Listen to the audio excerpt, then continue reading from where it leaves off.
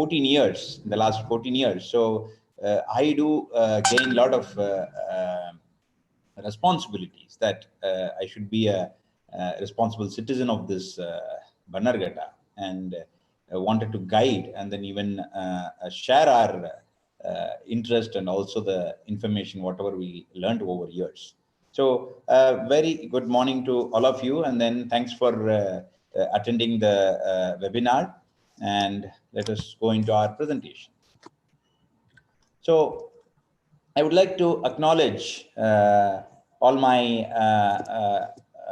members and officers, and especially Karnataka Forest Department, and Sri B.K. Singh, former PCC of Karnataka, and Sri Prashant, DFO, and Sri Ganesh, RFO, Bannerghatta National Park, and my co-founders, Mr. Karthik Satyanarayan and Mrs. Geeta Seshamani, and all our colleagues and then mentors to make this presentation, as well as traveling through and towards this good cause, and traveling with me as well, Mr. Swaminathan and Ms. Prajakta, our data analyst, and Mr. Anand and Gopi, our volunteer, and our documentation officer, Mr. Leno.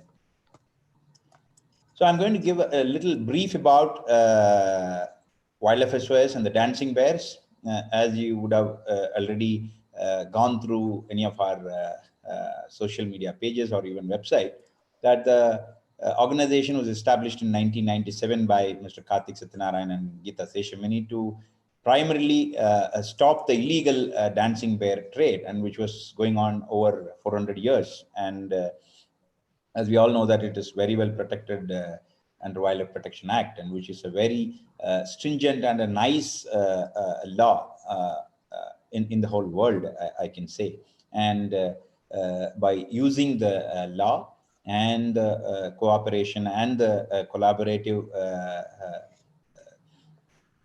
platform with the State Forest Department, Wildlife SOS has done over 620 sloth bear rescue and rehabilitation, and eradicated the complete dancing bear trade. And I am really proud to be a member of the organization over the last 17 years. And now there is no more dancing bear across the country.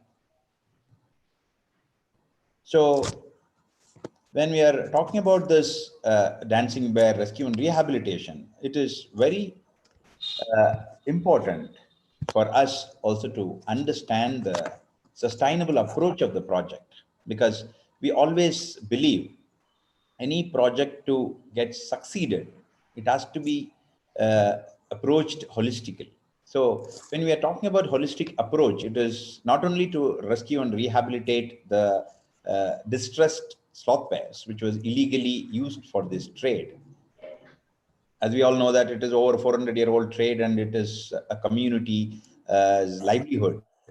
But still, if you are only using the Wildlife Protection Act and then taking away their livelihood, it cannot solve the purpose. So that's the main reason that the one of the co-founder, Ms.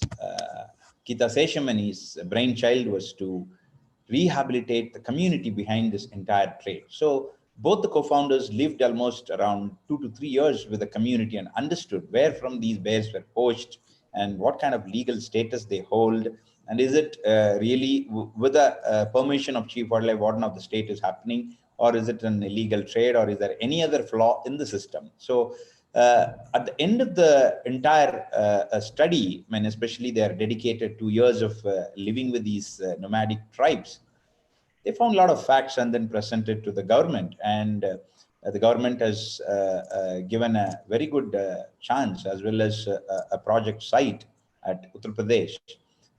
And the organization, with a lot of like-minded people across the globe, has initiated our first rescue and rehabilitation center with the collaboration of UP Forest Department in Agra.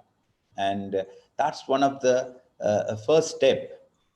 And not only the rehabilitation of bears, as I said, it's also the community's upliftment, and also to give them a good chance to grow in their society and also to gain some kind of knowledge. And also we give them or provide them a lot of occasional training for them to learn, and then whatever the skills they already possess, and improve a lot of other skills like candle making and embroidery, cloth business, and auto rickshaw, whatnot. So whatever is their interest was definitely digged into depth, and a separate team to look after the rehabilitation of the calendars were made mandatory. And then over 3,000 such families are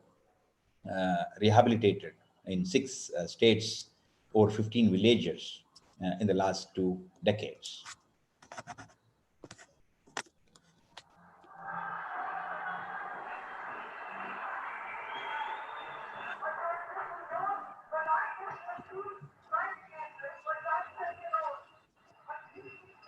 Not able to change my slide.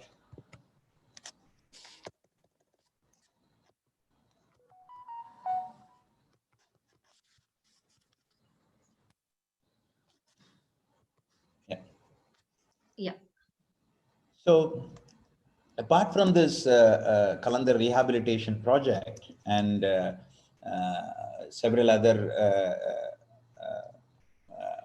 conservation projects were also carried out by Wildlife Reserves, and we do have 20 active conservation projects across the country, which includes mitigation of human-wildlife conflict and promote biodiversity and habitat protection, along with sustainable rehabilitation of elsewhere poaching communities and awareness and training field staffs and affected communities. You can see in the pictures that the cub poaching was very much stopped with the help of both forest department and police department, which had happened near Hampi several years ago. And we do have a full-time 24/7 helpline service to rescue urban wildlife in Delhi NCR.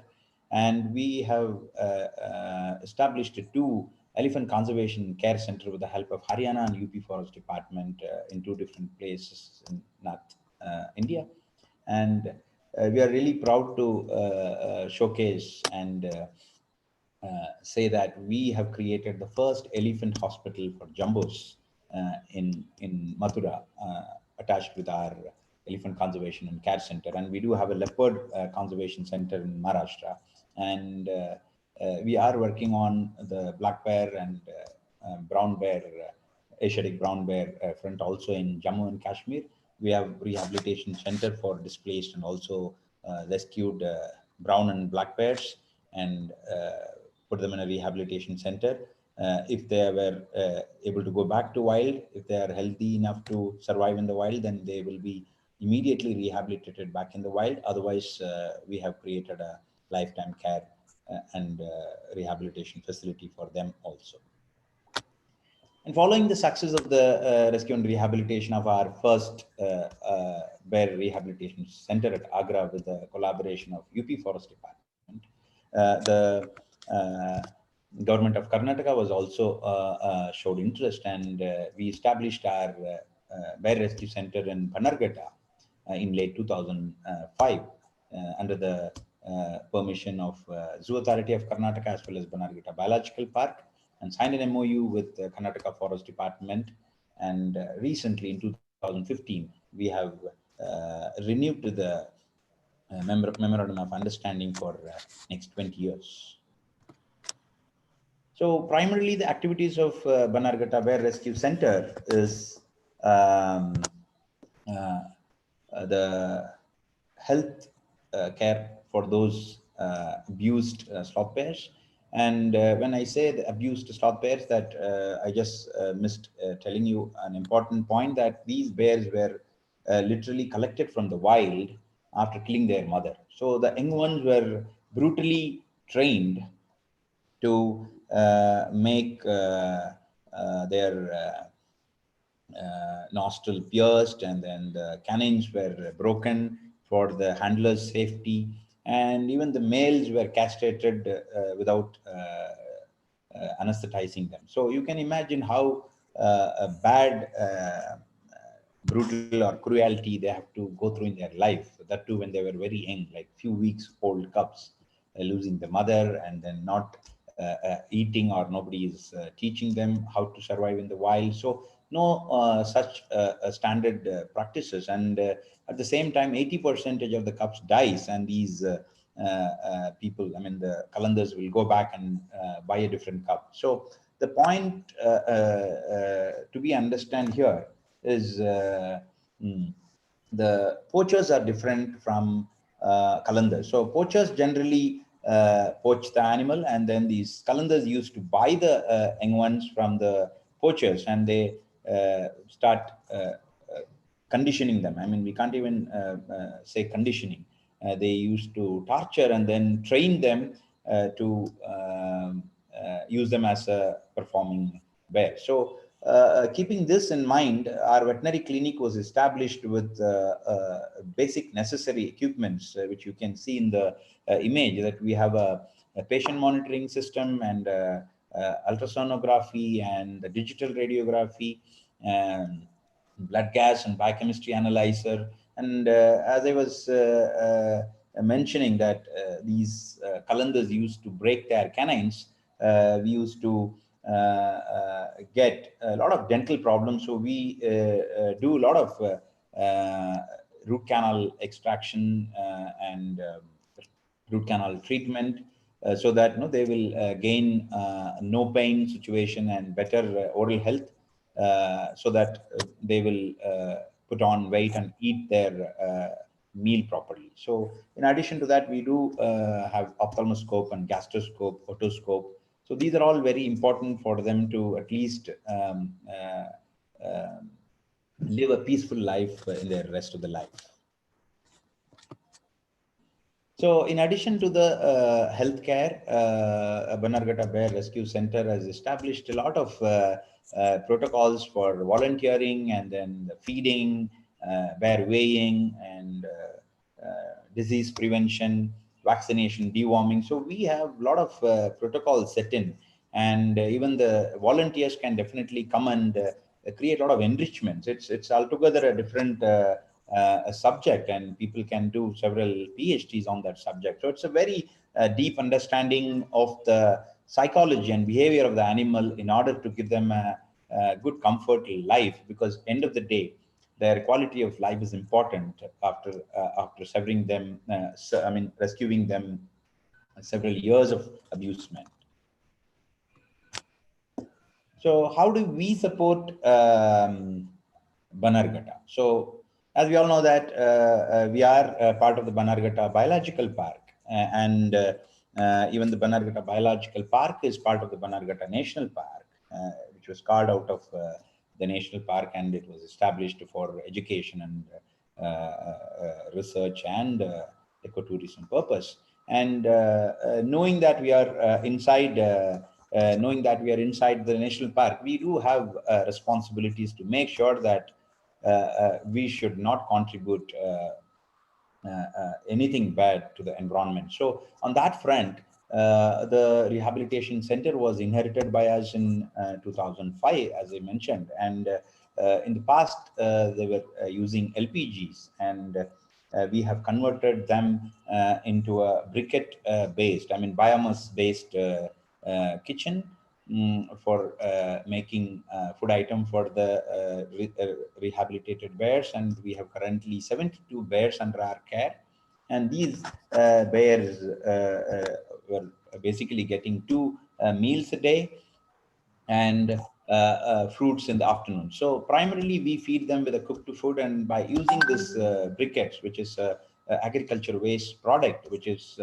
100% eco-friendly and nature friendly, and it reduces the carbon footprint to the environment. And in addition to that, we use a lot of compost unit by using a lot of plant waste and organic waste, and those things will again be used for manure of the existing plants within the rehabilitation center area.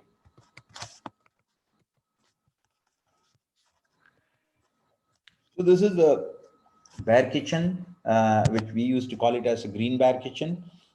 As you know that the bears are omnivore and they eat insects, and they rarely eat meat.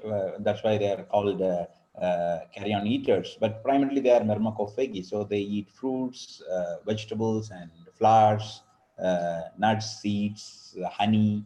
So such things are their primary and favorite food. So as I said, two major meals were cooked by us, and then we are feeding them in their individual plate, in their individual feeding and retiring den. So the Bear Kitchen makes a major part of our daily chore in the rehabilitation center. In addition to that, as I said, we are inside the Bannerghatta Biological Park, and we don't want to bring the electricity for our comfort, because if we run a line, especially on a line above the ground, will definitely attract a lot of emergencies or even sometimes casualties, because there are a lot of free living animals in the national park. So we are very much concerned, and also made sure that we are not bringing any kind of convenience for our sake.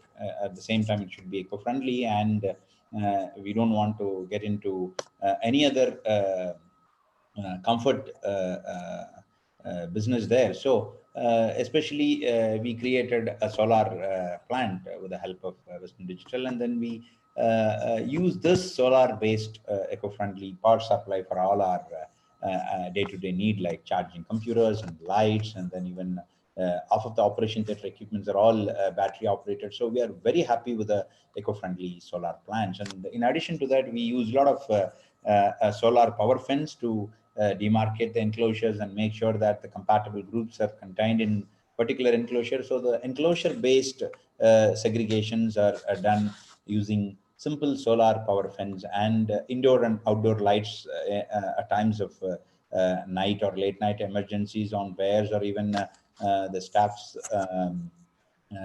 at their night duties, will be very well comfortable with their solar based indoor and outdoor lights.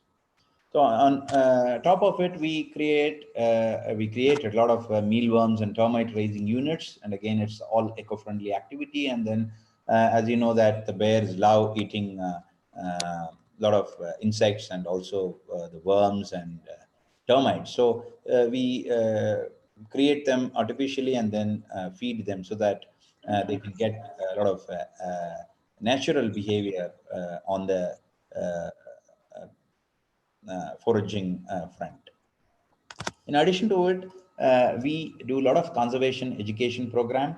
As we all know that we have four bear species in our country, and then all over the world we have eight bear species. It's almost 50% of the bear species are in our country. So it's very important for us to educate and also to share our knowledge to schools and colleges, and even corporate kids. And a lot of vet students used to come and then learn about wildlife husbandry and veterinary care management. And apart from that, we talk about sustainability, ecosystem, and a lot of invasive species, because it's very important to understand that the invasive species like catfish or even red-eared slider turtles, the urban people used to rescue, and then they think that, okay, once I'm unable to handle them properly, then it is better to leave it in the nature. But the very basic ideology of not introducing an invasive species into a free-ranging area, or even a natural protected Indian forest, is absolutely a crime. So they should definitely understand. So, I mean, I have structured this presentation in between whatever the message I really wanted to insist to not only the Bangaloreans, any urban living people and the kids, and also the parents, that they should definitely keep these points in mind, and then make sure that you are transforming the knowledge to your kids, so that in the younger age itself they will have a clear cut information or understanding about the nature. So it's very important. And for this, I mean, I can take some star tortoises as an example, that thousands of short tortoises were illegally trafficked, and then the organization or even authorities confiscating them from illegal traders were literally brought and then dumped in thousands in certain locations of the Bannerghatta National Park. At the same time, a lot of snake rescuers. Okay, I can even say there are different kinds of snake rescuers. Like sometimes they're known as snake catchers, and sometimes they're called as snake rescuers. So whosoever it is, so it's very important for us to understand the species ecology before we just brought them and then dump it in hundreds in the natural habitat. So you have to get into little better understanding of those species, or whether territorial, are they going to survive after you pick up from an individual area and then dump them in a very a natural habitat. So all those things are very important, whether it is from a snake charmer or from a urban locality.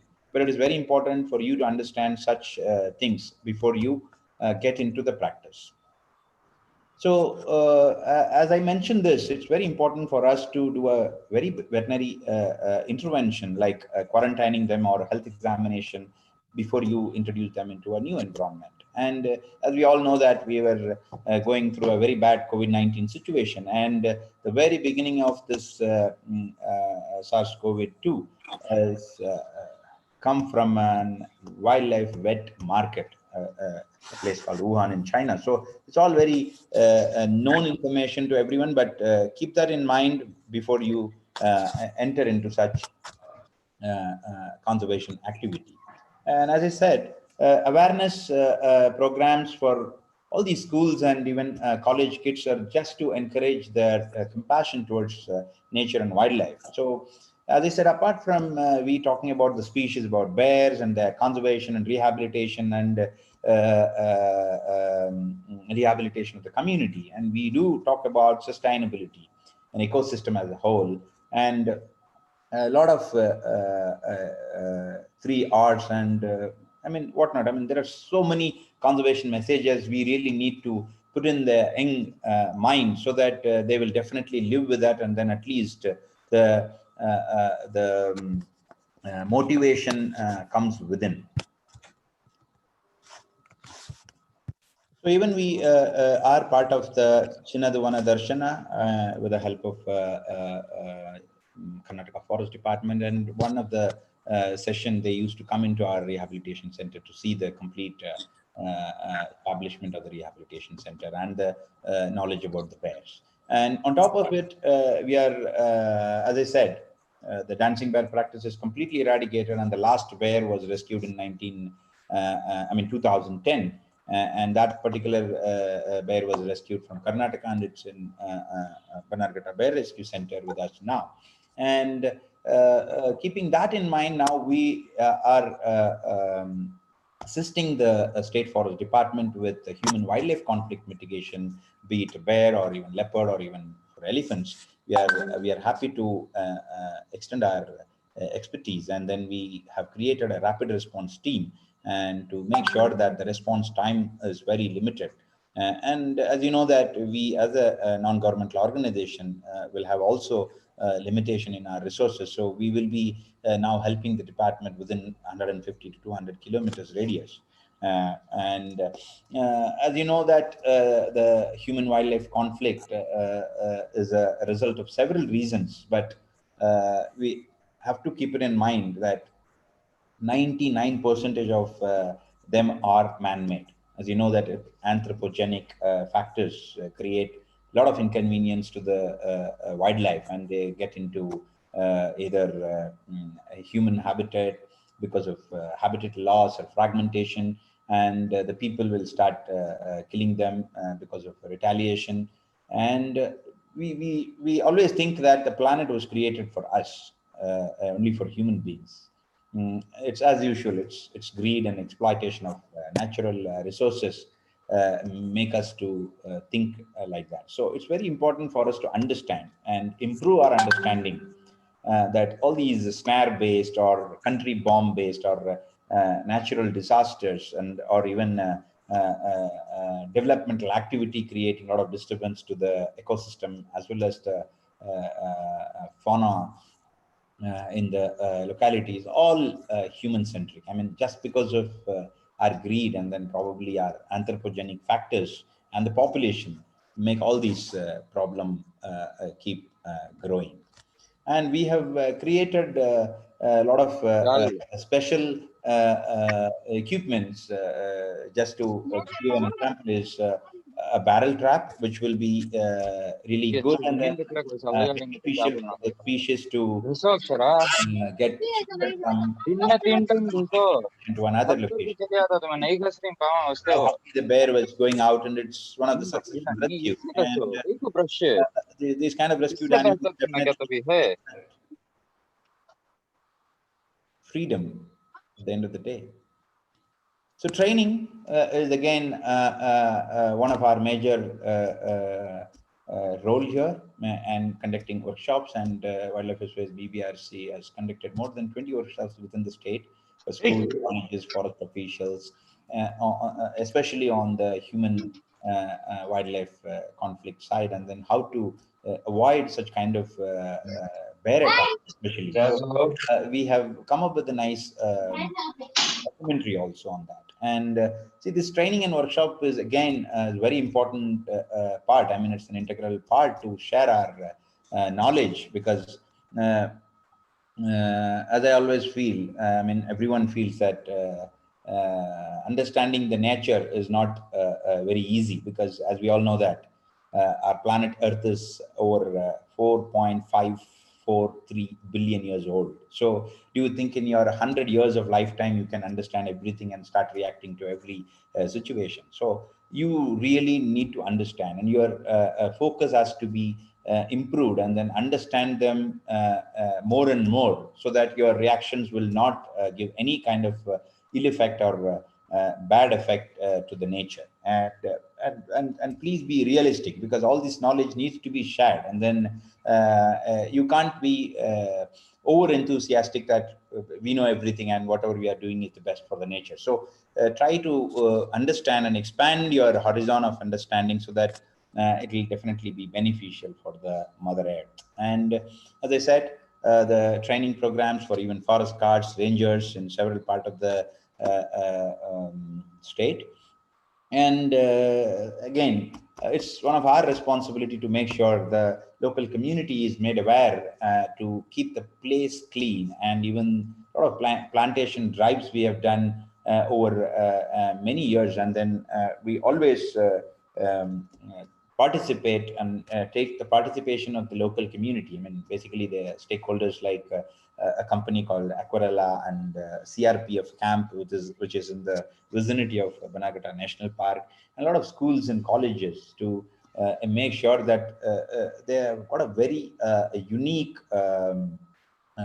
pristine environment to live. So when all of you Bangaloreans are really worried about Bannerghatta, and the people residing here, the folks living here, should definitely understand the gold mine where they are sitting, and then they should acknowledge the dream of many people living near a natural habitat is not going to happen.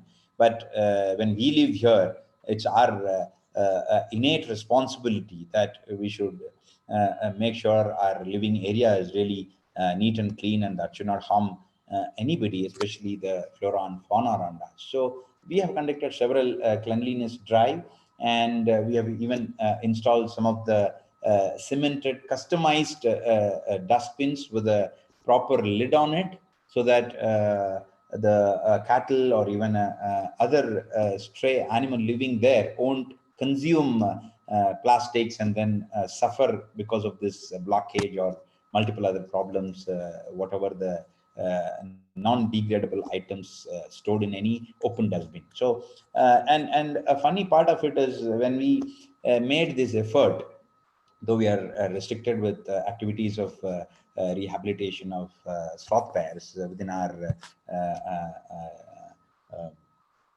premises. But in spite of that, we always involve the local stakeholders and try to improve the community's understanding, because they are living next to the national park. And when we created such things, I really wanted to share these funny things, that once after the dustbins are all overflowing, and people started telling me and calling me saying that you have installed the dustbin, but you are not emptying it. So people always think that if we are initiating something, it is our duty and our moral responsibility to complete the job. So that is when it's very difficult, even disappointing for me, even that we are doing something outside the box and expecting the people to definitely take over from there, but it's hardly happened. So that is why on all these areas the Bangaloreans should definitely put their effort, because when you're all traveling from an urban area,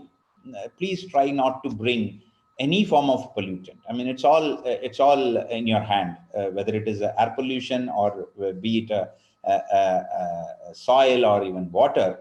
You think carefully before you travel to any protected area.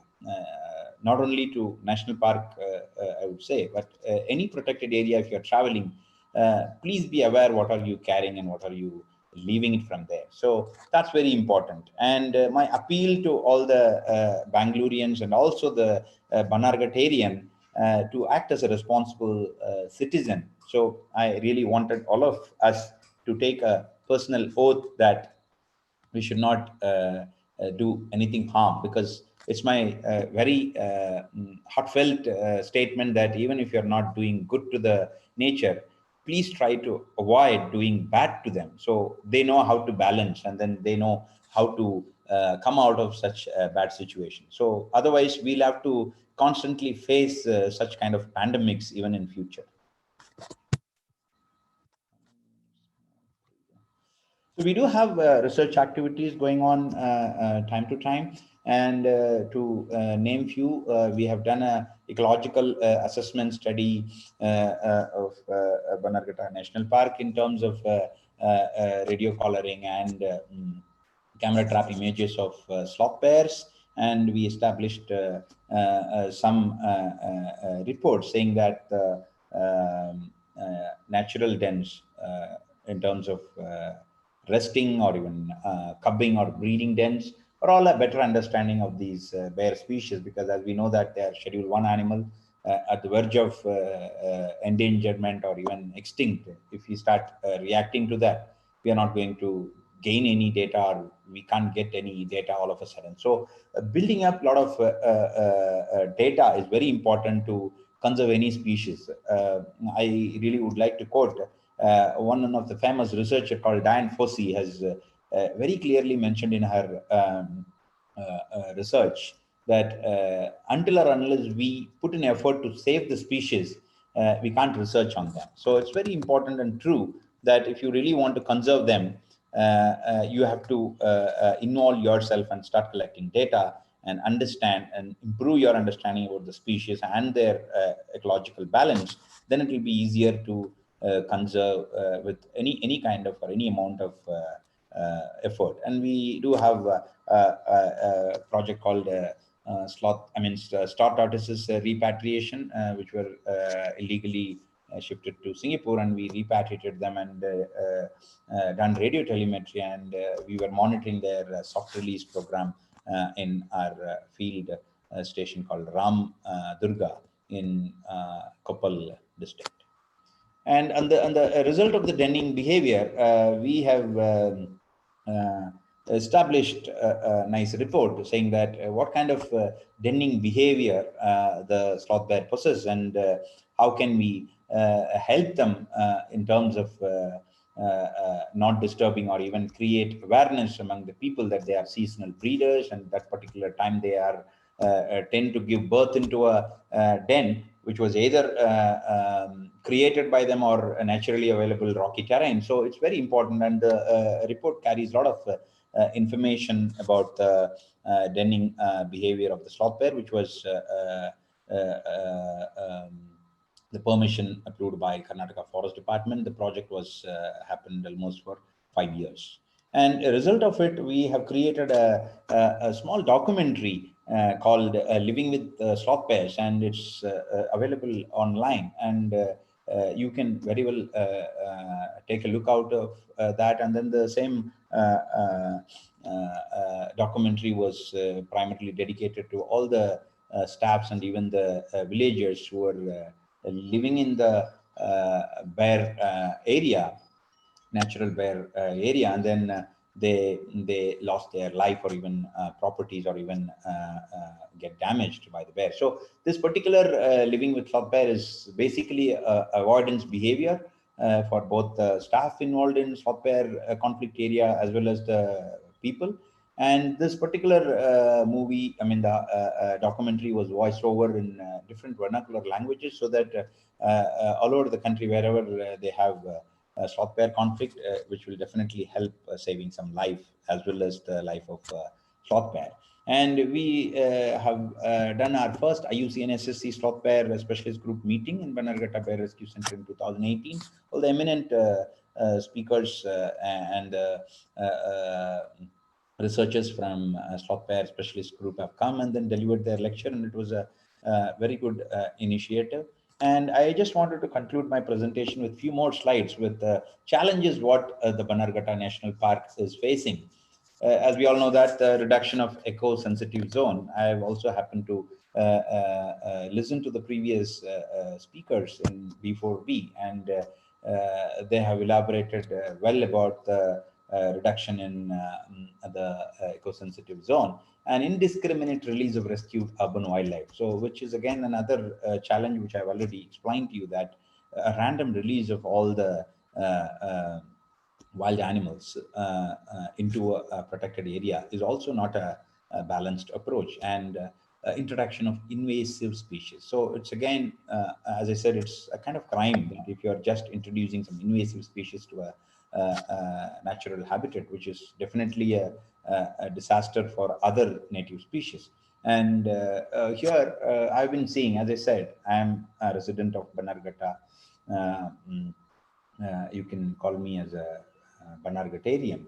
That there are a lot of poultry waste, because there are a lot of poultry industries that are around Bannerghatta National Park. So it goes unnoticed. They come and dump all the poultry waste in and around the protected area, and then that attracts a lot of dogs and sometimes even the domestic pig or even sometimes wild boars. They were venturing into the human habitat or wherever the waste were dumped. So it's not only comes in contact with people and create conflict, it also has got a very big time bomb of disease transmission. So being a vet, my worries are all like a health aspect, and we should be really address all these issues. And the society's mindset, because as we all know, that around 16 villages are around Bannerghatta National Park boundary. So we have to definitely make sure all these 16 villages were sensitized not to do such kind of brutal practice of consuming liquor and throwing the bottles away.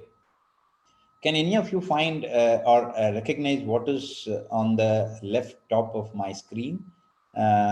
If you're not able to understand, it's a badly injured elephant's leg.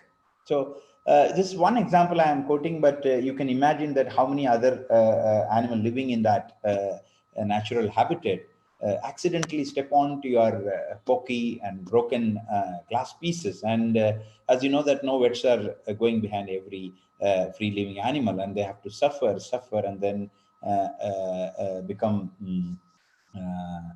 infective, and then the end of the day, the infection and the gangrene setting in the leg will kill the entire life. So you have to be responsible and make sure that we are not doing such a dirty job, because we are a responsible human being end of the day. And the plastic garbage and selfies, as you can go into Google, you can see how many such tragedies happen to people who are trying to capture a free living wild animal on their back and trying to take some selfies, and they were killed and mauled or even trampled by elephants. So please be responsible, because even there are some bad examples that some IT people, they were learned people, has taken a motorcycle and then gone with the long lenses into the forest and got missed for a few days, and finally the cops found only their bodies. So such things should not be a continuous examination. Once we learn from that, we should stop doing it. We don't need multiple examples to understand the situation. And the other part is that effective implementation of EIA. So I wanted all these learned people to understand what is environmental impact assessment, how can you contribute, and how can you assist the organization working or being part of the protected area. You should support them. And institutional development, as you all know, that whether it is government or private sector venturing into a natural habitat, trying to expand their physical area, and we are definitely losing a pristine environment. And as I already mentioned, stray dogs and cattle grazing and bushmeat hunting around the forest has to be stopped. And then weekend parties and trespass into the forest, as I already told, photography, and widening of road by cutting trees. So it was very sad, because I really wanted to tell you one example that, as I said, I'm in Bannerghatta for the last 14 years. And Bannerghatta Circle, we had a very huge tamarind tree. I always be proud of that tree since some years. And one fine night, I mean, when I came back from my job, and then I'm living in Bannerghatta itself, and then the next day morning, when I again passing through the circle, the entire tree was missing. So according to my limited understanding or knowledge, it must be over 100-year-old tree. So I really won't believe just by planting 1,000 saplings that you are empowered to remove a tree. So I don't see the logic behind it. So after just planting 2,000, 5,000, whatever may be the number you are inclined with. So those many samplings, do you think will replace a 100-year-old tamarind tree in the middle of the Bannerghatta Circle? Do you think that is the way we should expand our development with no use? And it's not a big 4-lane road that we are not going to sustain with the traffic. So that is why these all, I feel personally, that the urban people's mentality, that you don't want to wait for 5 more minutes in the traffic. So I really use some bad words. Go to hell. I mean, we are not here just to widen and then not to give you big roads for you to enjoy. So at the same time, I am also responsible. If I go to any other protected area, that I can't expect all my urban expectations into the natural habitat, because that is the way we should protect the environment. And if you really want to go on time and you don't want to waste time on the traffic, then start an hour earlier. What is wrong in that? The time is in your hand, but you can't create that tamarind tree which is more than 100-year-old forever. So these are all the areas we should really put our effort and then make sure that we are not doing anything wrong like this, because this is again an expectation of urban people that no, I can't tolerate this traffic. That's fine, but that may be in the middle of the city, but not on the edges or periphery of a protected area. And at the same time, exploitation of the natural resources. As you all know, that a picture on my screen on the left down is a mining. It's in the middle of the protected area, and then thousands of trucks, heavy loaded. I don't know how to mention it. It's a heavy truck going up and down. Will create a lot of emotional disturbance to the animal. As you all know, that elephants communicate through vibrations. If a high loaded or a heavy truck is going 1,000 times a day, irrespective of day and night, are we not disturbing the natural environment or even the animals? So these are all very important. And even encroachment, whether it is a night safari or some institution is expanding their physical presence there, whatever it is, it's all encroachment. So you are disturbing the natural habitat. And filter stand. I've been hearing that a lot of filtering sand is happening in and around the protected area, which needs to be stopped. And religious gathering. So many temples around the place and mosques around the protected area. So do we really need all those things to be located in the periphery or very close to the protected area? And property development. As we all know, that people have started investing money on these areas. So I would strongly request, please invest your time and energy, not money, into these areas. And these are the stuffs, as you very well know, that the expansion happening through different forms.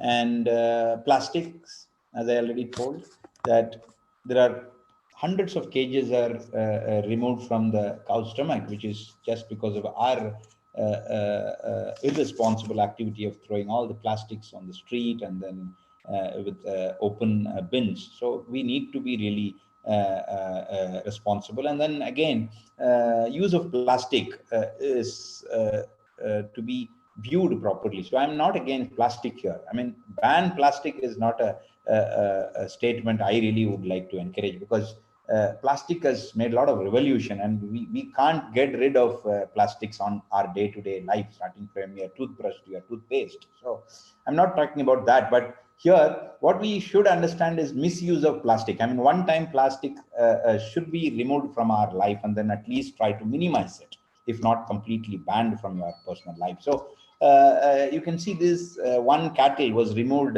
with 52 kilos of plastic waste from the stomach. And the picture on your left, top and down, is the free living elephant's dung with a lot of plastic into it. So it's not only affecting your cow and cattle. So this is some of the examples we are quoting, and many of those things are goes unnoticed. And roadkills, it's not a one-time scenario. It's an everyday scenario. And whether it is a small gecko to your snakes and big cats, everyone are getting trouble. And make sure that you are respecting the billboards, and make sure that the board created by the forest departments or with some reasons, and please don't rush. And then if you really want to maintain your time, please start early, and then make sure that you're not speeding up your vehicle and then killing the innocent animals. So it's again it's within. So that's why with this last two slides I'm going to conclude my talk. And please understand it properly, that these are some of the ways that you can contribute the national park with respect to our area. But in general, I think for every other protected area, definitely we can contribute. And that contribution starts from within, like avoid throwing garbage, or even misuse of plastics, whatsoever it is. And there is another proverb, and then a nice statement called "Leave no trace." There are 7 principles of "Leave no trace." It's starting from know before before you go, and choose the right path. Trash your trash. Leave what you find. Be careful with fire. Respect wildlife, and be kind to other visitors. So as I said, be part of a lot of cleanliness drives and plantation awareness education, and volunteer with wildlife or even a governmental organization of your interest. And be a responsible ecotourism citizen. And respect a signboard, as I already mentioned. Be a part of awareness program, and support good and dedicated forest officers and staffs, so that they will get motivated. And as I already told, not to invest on money like plots and apartments in eco-sensitive zone. Instead, invest your time and effort and energy to understand the nature, and participate in a lot of eco-friendly activities like seed balls throwing into the plantation areas, and cleanliness drive, and involve yourself in as many plantation as possible. And adapt a sapling, I mean, or tree in addition to animals. I mean, everyone thinks about animal adaptation. So here we really wanted to make our understanding of adapt a sapling or a tree. Until it's become a tree, you're responsible. Because just planting a sapling is not the end of the world. So you have to make sure that you're raising the sapling into an adult tree. Then only your responsibility or even your responses stops there. And then the the tree will look after you. The last point is school war. I don't know how many of you can understand school war. Like if you are visiting any protected areas or a natural habitat, try to avoid using air-conditioned stuffs, because if you go into the carbon footprint of your air-conditioned vehicle, is really creating a lot of ecosystem imbalance. So when you really wanted to go into a jungle safari or whatever it is, a protected areas visit. If you are not able to even take the views or even enjoy your presence in the very natural environment, but still you want to sit in a AC enclosure, I don't think you are going to enjoy or get the liberty of the environment's presence. So I would strongly urge not to bring any pollution, as I said already, in the form of either air or even soil or even water. So there are multiple ways to be an eco-friendly person. So I just mentioned a few things which you might have already aware. And a few more contribution expected from your end is like volunteer in snare combing or finding explosive threats to wildlife, and participate in awareness and education activities, form a natural club and sensitize public or even kids in the school or college or even in corporate, and familiarize yourself with public interest litigation or even RTI, Right to Information Act. So such things will definitely make your understanding better, and then you know how to get things done. And deviation of traffic, as I already mentioned, just because of this deviation of the traffic, many people wants to go to another urban area, where now started taking Bannerghatta route, and that is the result of the disappearance of many trees. And even now, I can say that many trees were numbered and kept ready. I don't know when are they going to lose their life. So such areas, we all have to join hand together and then make sure that we don't need any luxury of traveling in 2 minutes or 5 minutes to a protected area. Please be responsible. And then if you take this oath, and definitely the mass movement of destruction won't happen. And don't bring pollution or environmental hazards in any forms, as I already mentioned. So our ultimate goal is the species conservation in the wild. Anti-poaching leads to punishment of poachers, habitat protection and conservation, social welfare to keep people and animals happy, and conservation education for our future generation. Thanks for listening. If anybody wants to get in touch with us, it's my email ID. Now the session is open for questions, and I wish all of you stay safe. Yeah. Thank you. Thank you, Dr. Arun. Thank you so much. It was such a detailed presentation, and you have listed out things that we have been hearing, from various environments and natural conservationists. So thank you so much. Now we are open for question and answer. We have got some question on the chat also, but if people would like to personally ask the question, please step forward and ask. Please state your name also before asking the question.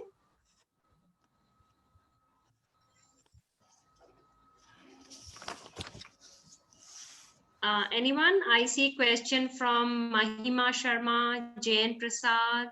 If they would like to ask this question personally, please do so. Good afternoon, Dr. Arun. Mahima this side. Good afternoon. Thank you so much for the presentation, sir. My question to you is, of all the situations of man-elephant conflict in particular, what, according to you, what have you noticed are the perceptions and attitudes of the local communities that are directly affected by such conflicts?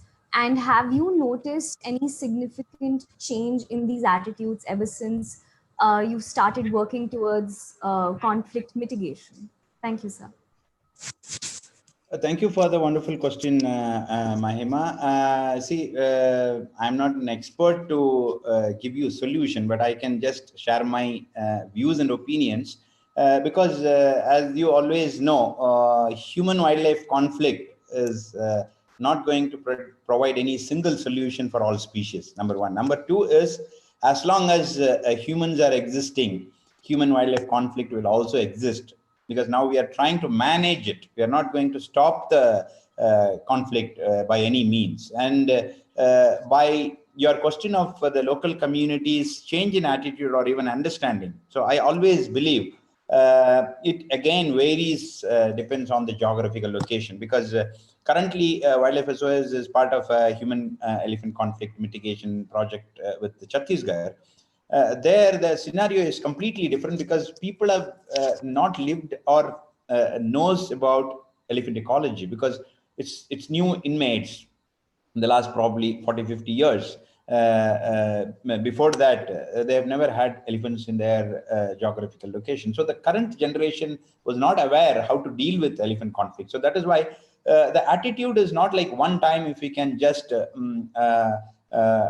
show a nice videography about how to deal with elephant conflict all over the India. Do you think we are going to bring down the elephant conflict to zero? Definitely not. So that's why it's a growing and a progressive aspect that the attitude has to change because we never compromise on any of our wish. As I always say that our greed is going on and on and on and on. You have to also give some time to the animal to understand that because they are also after all a living being that when you try to create a lot of barrier methods to avoid or keeping the elephant into their natural habitat, but they also keep coming out of the solution that how will I go through the moat, or how will I go through the trench, how will I get through a power fence. Even if it is a railway barricade, now it's highest or expensive barrier method the forest department has innovated, but still there are YouTube videos or even pictures that elephant was somehow sneak through it and then coming out of it. So they are also intelligent, but we always think that humans are the intelligent species on the earth. Definitely not. I really want to give it in writing that we are not the intelligent on the earth, but we can definitely be smart. But having said that, even the animals are also smart. So this only a gap between the smartness only creates a lot of inconvenience both for the animal and the human being. So to give you a precise answer, that change of attitude is definitely important for both animal side and the human side. So I think it needs to be researched and brainstormed a lot. Thank you, sir. Welcome. Thank you, Mahima, for your wonderful question. Who would like to ask their question next? Mr. Jain Prasad, would you like to go ahead, sir?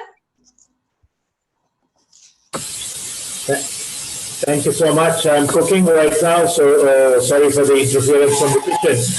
Thank you, Dr. Arun. I'm working on the human gut health at the moment, but I'm curious to know about your PhD on the animal gut health. Could you share a little bit more about your what you have found out? Can you share with us? Thanks for your wonderful presentation. Thank you so much, sir.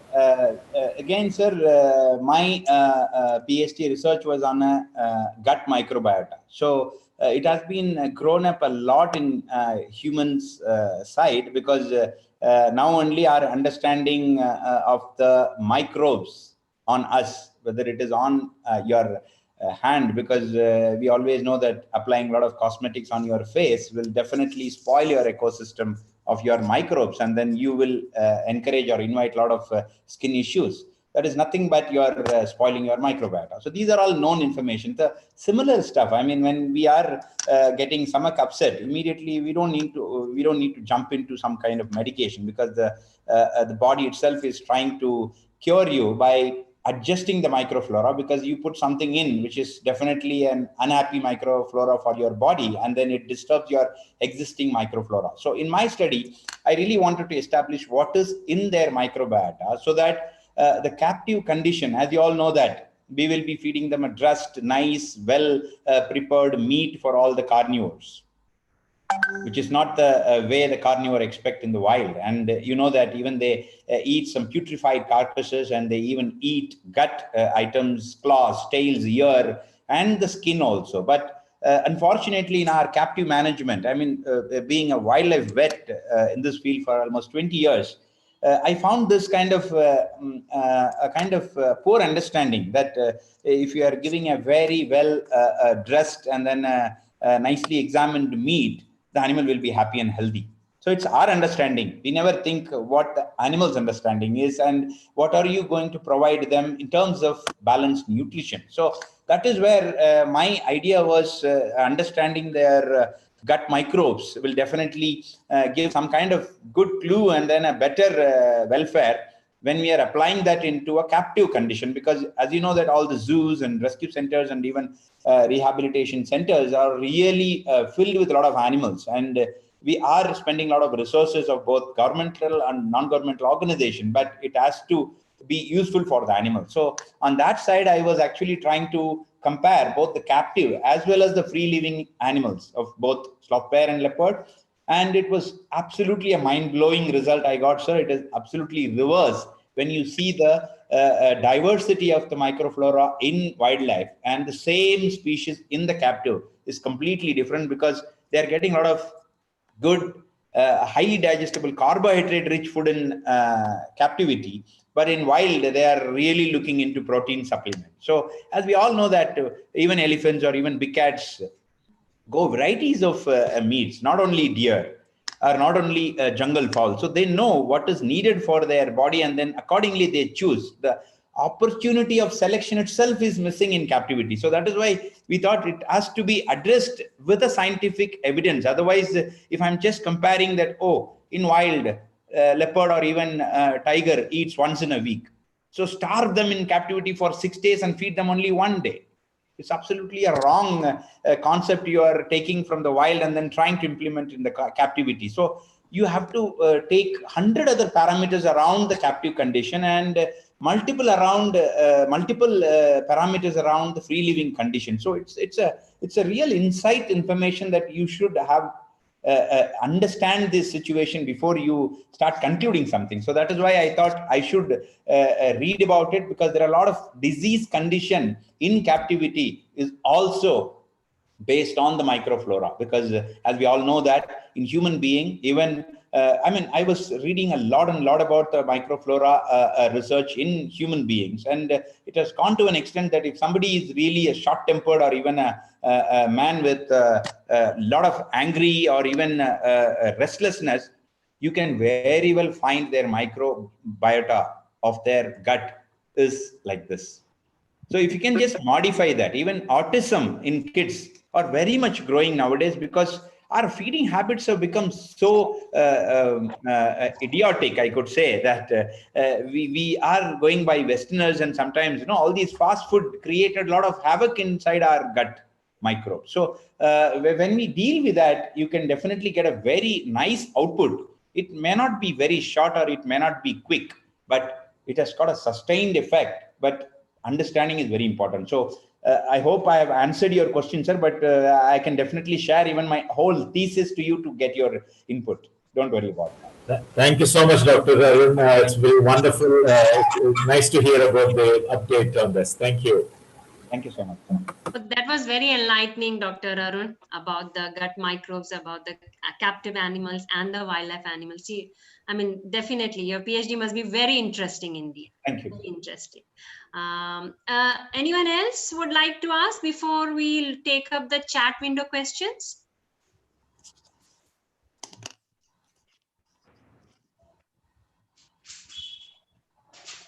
I think some people have asked for your contact information, Dr. Arun, and some are asking how do they volunteer for Wildlife SOS. So I think you have listed Mr. Chiranjeev Majumdar's number and email ID.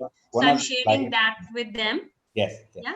There is one question from Miss Maya Effelbaum, and so she's asking, what's the biggest hope you have for stating the case that keeping wild elephant and other wildlife are critical for us?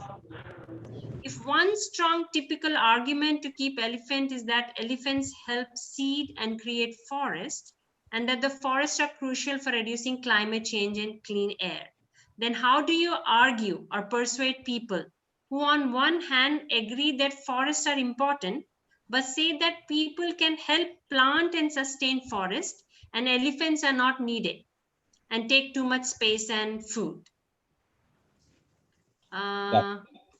Yeah, I understood the question. So okay. This is really a wonderful question, because you have thought beyond our limit. But I appreciate that. But at the same time, the elephants are not only just creating plants. So that is why the understanding of the ecosystem is very important. So we always see only the superficial layer and then think that if the elephants are contributing only the plantation of the forest, or they are the natural bulldozers to create paths and then create some kind of small water holes or bodies for the smaller ungulates or even small mammals inside the jungle. So everything can be created by us. So as I said, ecosystem as a whole is very important for the forest, and not only for the growing of trees. So that is why it is important for you to read much about elephants, and to just quote an example that even one of my friend and I used to discuss about. Understanding an ecosystem is very important. The way that if you think set of 20 spare parts creates your motorcycle, and do you think having a functional engine at your table, do you think you can call it as a vehicle?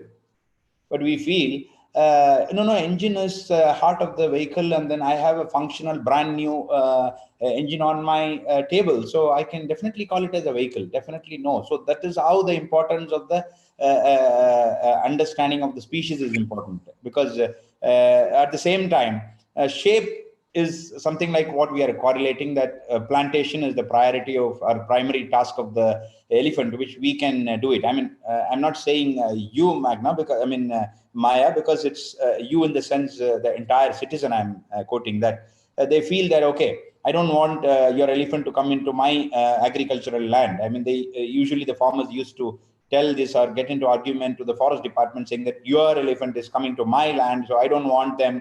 I'm happy with my land and I know what to grow. They don't need to come and destroy mine and then hit my livelihood or something. So again, going back to the vehicle story, that though the steering wheel and the vehicle's wheel looks like round, you can't replace the steering wheel with a tire. So that is the way we should make sure our understanding is better, to make sure that what is the relevant ecological support the animal possesses, or the ecological importance the species possesses. So that needs definitely a in-depth understanding. So I hope I have conveyed my answer. It may not be a one sentence or two sentence answer. I'm sorry, Maya.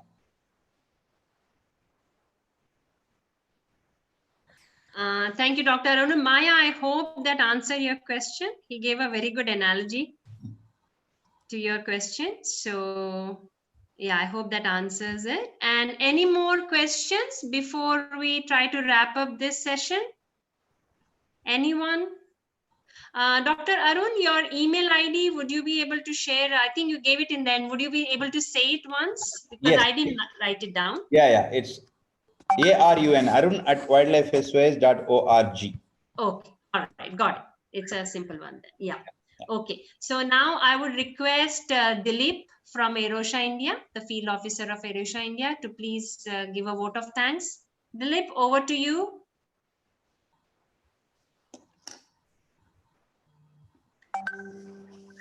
No. Hi, Dilip. Yeah. Yeah, can you hear me? Yes, we can hear. We can hear you. Yeah, I thank Dr. Arun sir for the informative presentation on the dancing bears, and also the informative things on the conserving Bannerghatta and things like that. And I also thank all the participants who participate in that webinar, and also the members of B4B for the good webinar. Thank you. Thank you so much, Dilip. Thank you, Dr. Arun, again for your nice educational and detailed presentation. And thank you everyone for joining us. Please do join us on next Sunday. As I said, we are hosting 8 sessions. We have finished 3 sessions and we have 5 more to go. The details for next session will be out soon. So be in tune and do join us on next Sunday. Thank you, Dr. Arun again. Thank you, everybody. Thank you. Bye.